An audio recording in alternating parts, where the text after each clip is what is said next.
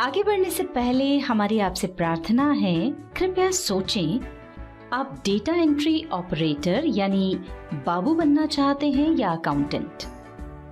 आप टैली का अधूरा ज्ञान प्राप्त करना चाहते हैं या उसके विद्वान बनना चाहते हैं?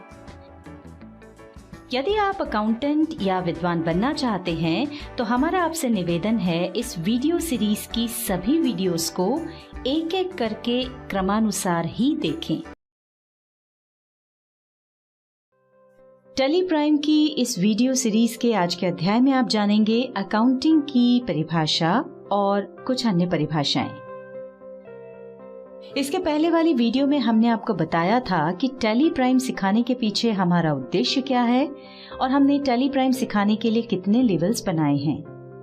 जो लोग टैली सीखना चाहते हैं, निश्चित रूप से उन्हें मालूम है टैली एक अकाउंटिंग सॉफ्टवेयर है, पर क्या आप जानते हैं अकाउंटिंग क्या है, उसको कैसे करते हैं, उसके क्या सिद्धांत हैं, उसके क्या लाभ हैं इत्यादि? शायद कुछ लोग जानते हैं और कुछ नहीं। इसलिए हम टैली सिखाना शुरू करने से पहले प्रारंभ की कुछ वीडियोस में बहुत ही सरल तरीके से अकाउंटिंग से संबंधित कुछ बेसिक जानकारी जो हमें टैली सिखाने के लिए आवश्यक लगी, उन्हें समझाने की कोशिश कर रहे हैं। और हमारे ख्याल से टैली में काम करने के लिए ये जरूरी भी है। कहते हैं ना, फाउंडेशन यानी नींव मजबूत होती है तो बिल्डिंग भी मजबूत होती है। चलिए पहले समझ लेते हैं अकाउंटिंग क्या है।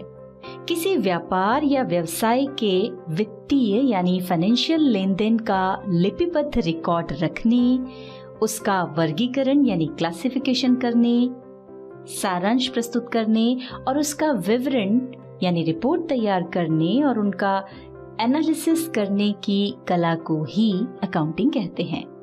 हम इस वीडियो सीरीज में आगे बढ़ते हुए इन सभी बातों को एक एक करके समझेंगे। यहाँ पहले हम इस लेसन में उपयोग होने वाले टेक्निकल शब्दों के अर्थ समझ लेते हैं। सबसे पहले समझते हैं व्यापार यानी ट्रेड क्या है। लाभ कमाने के उद्देश्य से किया गया वस्तुओं का क्रय या विक्रय व्यापार कहलाता है। अब हम देख लेते हैं पेशा यानी प्रोफेशन क्या है। आय अर्जित करने के लिए किया गया कोई भी काम या कोई भी साधन जिसके लिए पूर्व प्रशिक्षण की आवश्यकता होती है, वो पेशा कहलाता है। डॉक्टर, वकील, शिक्षक, इंजीनियर आदि द्वारा किए गए काम पेशा कहलाते हैं। अगली टर्म है व्यवसाय यानी बिजनेस। ऐसा कोई भी वैधानिक काम जो आय या लाभ प्राप्त करने के उद्देश्य से किया गया हो, व्यवसाय कहलाता है।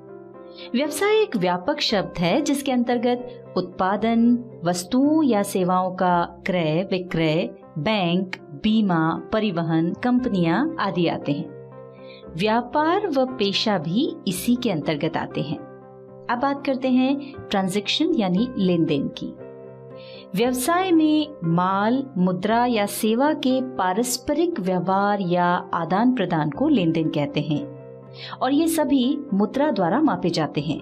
चूंकि ये मुद्रा से संबंधित हैं, इसलिए इन्हें फाइनेंशियल ट्रांजैक्शन भी कहते हैं। इसमें मुद्रा का भुगतान तुरंत या भविष्य में हो सकता है। जब सौदे का तुरंत भुगतान किया जाता है तब वह नकद लेन देन यानी कैश ट्रांजैक्शन कहलाता है, और जब भुगतान भविष्य में किया जाता है तब उसे उधार लेन देन यानी क्रेडिट ट्रांजैक्शन कहते हैं। अब समझते हैं माल यानी गुड्स किसको कहते हैं। माल उस वस्तु को कहते हैं जिसका क्रय विक्रय या व्यापार किया जाता है। माल के अंतर्गत वस्तुओं के निर्माण हेतु प्राप्त कच्ची सामग्री, अर्धनिर्मित सामग्री या तैयार वस्तुएं भी हो सकती हैं। उदाहरण के लिए वस्त्र विक्रेता द्वारा खरीदा गया कपड़ा, शक्कर मिल द्वारा खरीदा गया गन्ना व निर्मित शक्कर, फर्नीचर के व्यापारी द्वारा फर्नीचर बनाने के लिए खरीदी गई लकड़ी व तैयार फर्नीचर, अनाज के व्यापारी द्वारा खरीदा गया अनाज उन व्यापारियों के लिए माल है। अगली टर्म है क्रय यानी परचेस। पुनः विक्रय के उद्देश्य यानी बेचने के उद्देश्य से व्यापार में खरीदा गया माल क्रय या खरीदी कहलाता है। व्यापार में माल को नकद या उधार खरीदा जा सकता है, जिसे कैश परचेस या क्रेडिट परचेस कहते हैं। यहाँ एक बात का ध्यान रखें, व्यापारी जिस भी वस्तु का व्यापार करता हो उसके अलावा यदि कोई अन्य वस्तुएं खरीदता है तो वो खरीदी परचेज नहीं कहलाएगी। जैसे यदि कोई कपड़ा व्यापारी व्यापार के लिए कपड़ा खरीदता है तो यह परचेज के अंतर्गत आएगा, पर यदि वो अपनी दुकान के संचालन के लिए कंप्यूटर खरीदता है तो ये परचेज के अंतर्गत नहीं आएगा, क्योंकि उसने ये कंप्यूटर अपनी दुकान को संचालित करने के लिए खरीदा है, बेचने के लिए नहीं। विक्रय यानी सेल्स। किसी भी व्यापार में कोई माल लाभ कमाने के उद्देश्य से बेचा जाता है तो ये सेल्स कहलाता है। व्यापार में माल को नकद या उधार बेचा जा सकता है, जिसे कैश सेल्स या क्रेडिट सेल्स कहते हैं। नकद और उधार विक्रय को मिलाकर कुल विक्रय यानी टोटल सेल्स को टर्नओवर कहा जाता है। यहाँ महत्वपूर्ण बात यह है कि हमारा व्यापार जिन वस्तुओं या सेवाओं का है, उनके अलावा जो भी बेचा जाता है वो सेल्स या विक्रय नहीं कहलाता है। उदाहरण के लिए मान लीजिए आपका इलेक्ट्रॉनिक्स आइटम का शोरूम है और आप इलेक्ट्रॉनिक्स का सामान बेचेंगे तो इसे सेल्स कहा जाएगा, लेकिन यदि आप अपने शोरूम का पुराना फर्नीचर बेचते हैं तो ये सेल्स नहीं कहलाएगा। अगली टर्म है राजस्व यानी रेवेन्यू। रेवेन्यू से आशय ऐसी राशि से है जो माल अथवा सेवाओं के विक्रय से नियमित रूप से प्राप्त होती है। साथ ही व्यवसाय के दिन प्रतिदिन के क्रियाकलापों से प्राप्त होने वाली राशियां जैसे किराया, ब्याज, कमीशन, डिस्काउंट आदि भी रेवेन्यू कहलाते हैं। आय यानी इनकम। एक व्यक्ति या संगठन की आय यानी इनकम वो धन है जो वो कमाते हैं या प्राप्त करते हैं। वैसे आय एक व्यापक शब्द है, इसमें लाभ भी शामिल रहता है। आय दो प्रकार की होती है। प्रत्यक्ष आय यानी डायरेक्ट इनकम। इसके अंतर्गत ऐसी सभी प्राप्तियां आती हैं जो हमारे मुख्य कार्य से प्राप्त होती हैं। जैसे व्यापार की स्थिति में यदि आप कुछ बेच रहे हैं तो उसका जो भी मूल्य प्राप्त हो रहा है वो डायरेक्ट इनकम में आएगा। मान लीजिए आपका मुख्य व्यापार कपड़े का है तो कपड़े की सेल्स से होने वाली प्राप्ति आपकी डायरेक्ट इनकम कहलाएगी। दूसरी तरह की आय होती है अप्रत्यक्ष आय यानी इनडायरेक्ट इनकम। मुख्य व्यवसाय के अलावा जो भी इनकम होती है वो अप्रत्यक्ष आय यानी इनडायरेक्ट इनकम कहलाती है। उदाहरण के तौर पर यदि आपका कपड़े का व्यापार है तो उससे प्राप्त होने वाले आय के अतिरिक्त जो भी आय होती है, जैसे आपने कुछ गोदाम किराए पर दिए हुए हैं तो उनका किराया, या फिर आपने कुछ रुपया बाजार में उधार दिया हुआ है तो उससे प्राप्त होने वाला ब्याज आपकी इनडायरेक्ट इनकम कहलाएंगे। अगली टर्म जो हम आपको समझाने जा रहे हैं वो है व्यय यानी एक्सपेंसेस। एक व्यक्ति या संगठन का व्यय यानी एक्सपेंसेस वो धन है जो हम अपने काम के दौरान कुछ करते हुए खर्च करते हैं। यह भी दो प्रकार का होता है। पहला है प्रत्यक्ष व्यय यानी डायरेक्ट एक्सपेंसेस। इसके अंतर्गत हमारे मुख्य कार्य से संबंधित जो भी सीधे खर्च होते हैं वे आते हैं। जैसे व्यापार की स्थिति में यदि आप बेचने के लिए कुछ खरीदते हैं या खरीदे हुए माल पर सीधे कोई खर्च करते हैं तो उस पर जो भी धन खर्च होता है वो प्रत्यक्ष व्यय यानी डायरेक्ट एक्सपेंसेस कहलाता है। उदाहरण के लिए आपका मुख्य व्यापार कपड़े का है तो आप जो कपड़ा खरीदते हैं उसका मूल्य, उसे अपने गोडाउन या फैक्ट्री तक लाने के लिए जो गाड़ी भाड़ा देते हैं, यदि कपड़े पर कोई एम्ब्रॉयडरी करते हैं यानी कपड़े को बेचने योग्य बनाने के लिए जो भी खर्चा करते हैं, ये सब खर्चे आपके डायरेक्ट एक्सपेंसेस माने जाएंगे। दूसरी तरह का व्यय है अप्रत्यक्ष व्यय यानी इनडायरेक्ट एक्सपेंसेस। इनका संबंध वस्तु के क्रय या उसके निर्माण से न होकर वस्तु की बिक्री या कार्यालय व्यय से संबंधित होता है। सरल शब्दों में कह सकते हैं मुख्य व्यवसाय से संबंधित जो भी सीधे खर्च होते हैं उनको छोड़कर शेष सभी खर्च इसके अंतर्गत आते हैं। जैसे व्यवसाय या व्यापार को चलाने में सहयोग करने के लिए जो भी खर्च होते हैं, जैसे ऑफिस से संबंधित कर्मचारियों की तनख्वाह, ऑफिस का बिजली बिल, स्टेशनरी खर्च, डेप्रिसिएशन इत्यादि।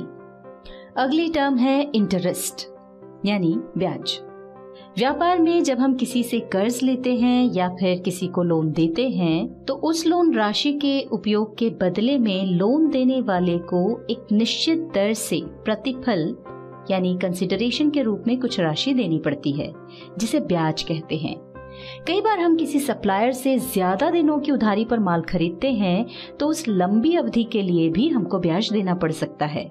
इसके विपरीत यदि हमने किसी कस्टमर को लंबी अवधि के लिए उधार माल बेचा तो उस पर हम ब्याज ले सकते हैं। फिर है छूट यानी डिस्काउंट। व्यापारी द्वारा अपने ग्राहकों को दी जाने वाली छूट या रियायत को ही डिस्काउंट कहते हैं। जब हमें किसी से डिस्काउंट प्राप्त होता है तो उसे डिस्काउंट रिसीव्ड कहते हैं, और जब किसी को डिस्काउंट दिया जाता है तो उसे डिस्काउंट अलाउड या डिस्काउंट गिवन कहा जाता है। यह डिस्काउंट दो प्रकार का हो सकता है।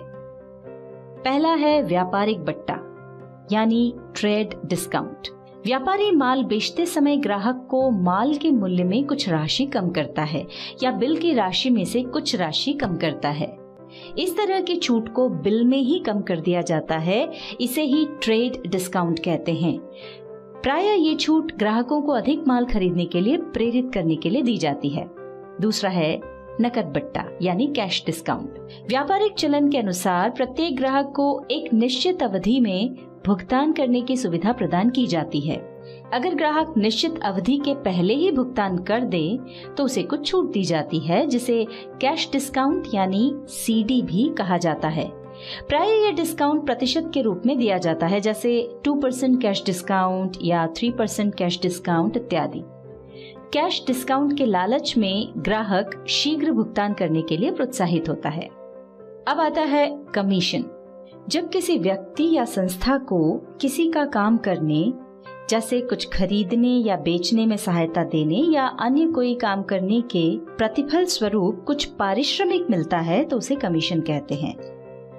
कई बार विक्रेता अपने कर्मचारियों को सेल बढ़ाने के लिए प्रोत्साहित करने के लिए भी तनख्वाह के साथ इस तरह का कमीशन देता है। यह पारिश्रमिक साधारणतया निश्चित प्रतिशत से दिया जाता है, पर कभी कभी यह निश्चित राशि में भी दिया जा सकता है। अगली टर्म है सेवा यानी सर्विस। वर्तमान में सेवा का अर्थ बड़ा व्यापक हो गया है।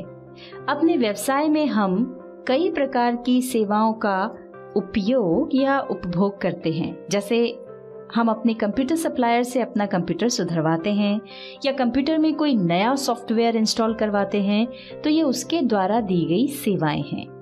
इसी तरह मान लीजिए हमने किसी इलेक्ट्रीशियन से अपने यहाँ एसी ठीक करवाया, तो यह भी उसके द्वारा दी गई सर्विस ही है। ग्राहक यानी कस्टमर, हम जिसे माल बेचते हैं वो हमारा कस्टमर कहलाता है। विक्रेता यानी सप्लायर, हम जिससे माल खरीदते हैं उसे सप्लायर कहते हैं। इस वीडियो में आपने अकाउंटिंग की परिभाषा के साथ ही कुछ अन्य परिभाषाओं के बारे में जाना। इसके बाद वाली वीडियो में हम आपको बताएंगे कि डबल एंट्री सिस्टम क्या है और साथ ही